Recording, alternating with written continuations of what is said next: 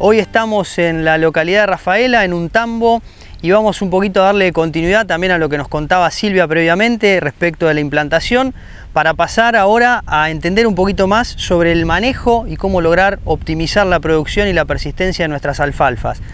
Por empezar, un poco hablamos de grietas, ¿no? Esto de cómo y por qué cerrar la grieta en el cultivo de alfalfa. ¿Y a qué me refiero con la grieta? Bueno, creo que hay dos visiones contrapuestas en términos de lo que es la producción de alfalfa. Hay una visión más agrícola, una visión más profesionalizada del cultivo, y una visión por ahí más tradicional, más ganadera, vinculada a que el cultivo se arregla solo, que no necesita tantos insumos, que creo que debemos empezar a unir. Tenemos que poder mirar sin duda el cultivo de alfalfa como un cultivo agrícola, y esa es la manera en que vamos a lograr potenciar la producción y la persistencia de nuestras alfalfas.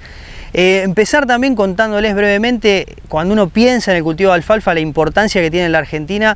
Hablamos de que hay más de 1,5 millones de hectáreas sembradas con este cultivo. Esto lo hace sin duda la forrajera más importante a nivel nacional. Y también en relación al mundo, somos el tercer productor mundial después de Estados Unidos y China, que bueno, China nos sobrepasó recientemente.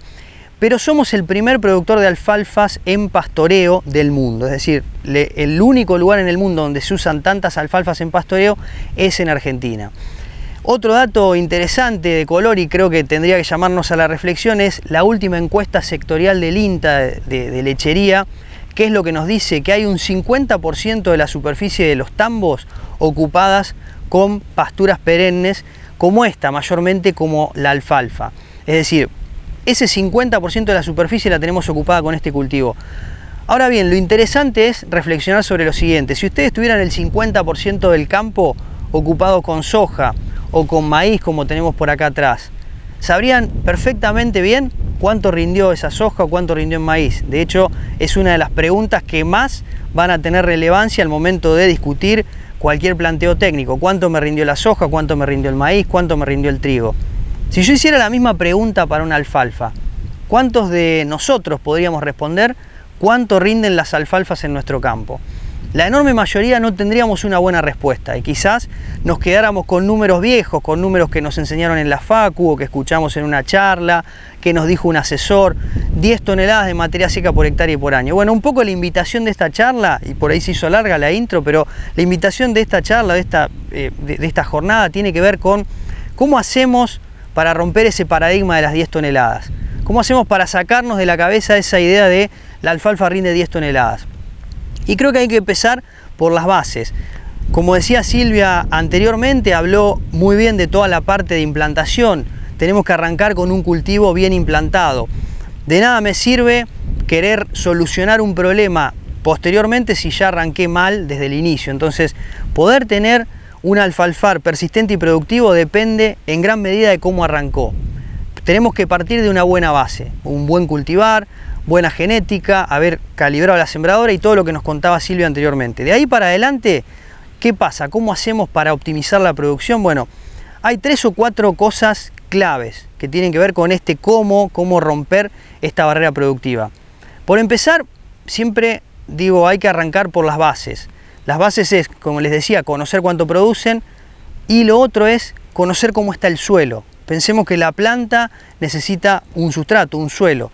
Entonces, ¿qué hay en el suelo? ¿Cómo está ese suelo? Es llamativo cuando uno mira estadísticas ver que menos del 30 o 40% de los productores hacen un análisis de suelo al momento de sembrar una alfalfa, al momento de sembrar una pastura en general y una alfalfa en particular. Entonces, si no sabemos cómo está el suelo, ¿cómo podemos progresar y saber qué hacer en ese suelo? Es muy complicado. Entonces, primer paso es ese análisis de suelo. En función de ese análisis de suelo hay 3 o 4 parámetros críticos a mirar. El primero es el pH. Siempre me detengo en pH, ¿por qué? Porque la alfalfa necesita pH neutro para manifestar su potencial productivo. ¿Puede funcionar con levemente ácido y levemente alcalino? Sí, pero dentro de un rango acotado. La mayoría de nuestros suelos se están acidificando, los suelos de toda nuestra cuenca lechera y de la pampa húmeda en general.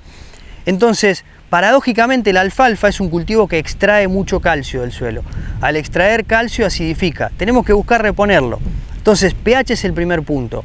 ¿Por qué? Además, el pH incide sobre 2 factores críticos que son la nodulación, es decir, la capacidad que tenga la planta de fijar nitrógeno, usar esas bacterias que persistan, que estén en las raíces y fijen nitrógeno, y también la disponibilidad de algunos nutrientes, fundamentalmente el fósforo. El fósforo es un elemento poco móvil en el suelo, muy retenido si el pH se mueve del rango de la neutralidad. Entonces, tener en cuenta el pH implica que en la medida que nos acercamos a la neutralidad, mejoramos la nodulación y la disponibilidad de fósforo. Segundo factor crítico a mirar, fósforo por encima de las 20 a 25 partes por millón. Si tenemos niveles inferiores, hay una merma en el rendimiento. Esto está aprobado, tenemos un montón de ensayos de todas las cuencas que nos muestran esto, datos del INTA, datos propios, hay un montón de información. El tercer punto, y un punto importante, es el azufre, otro nutriente que empezamos a ver una respuesta en el cultivo. ¿Qué niveles de azufre deberíamos buscar? Y esto es un poquito variable porque el azufre, a diferencia del fósforo, es un elemento móvil entre 12 y 15 partes por millón. Cuando tenemos ese nivel, entonces tenemos pH neutro, fósforo por encima de las 20-25 partes, azufre 15, 12 a 15, tenemos la posibilidad de tener un cultivo de alfalfa altamente productivo. ¿Hay otros factores? Sí, también aparece el magnesio como un elemento que puede haber respuesta y algunas relaciones calcio y magnesio que inciden sobre la nodulación. Pero esa es la base para esa alfalfa productiva. Tercer punto importante es el ambiente. En muchos casos hemos visto, este fue un año seco, pero podríamos haber tenido un año más típico, como han sido otros, años más húmedos.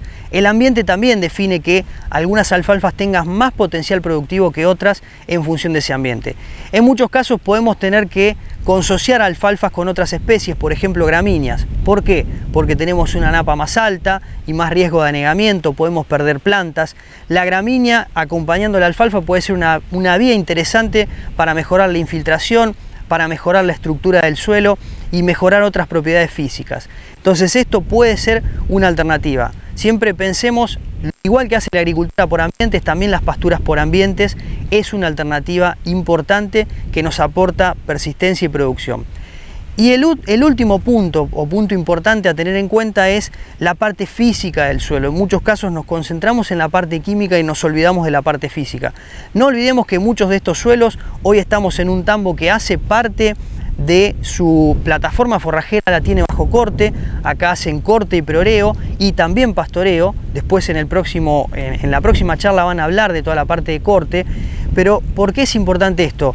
Cuando tenemos tránsito de maquinaria intenso o cuando tenemos pisoteo de la vaca intenso, hay compactación.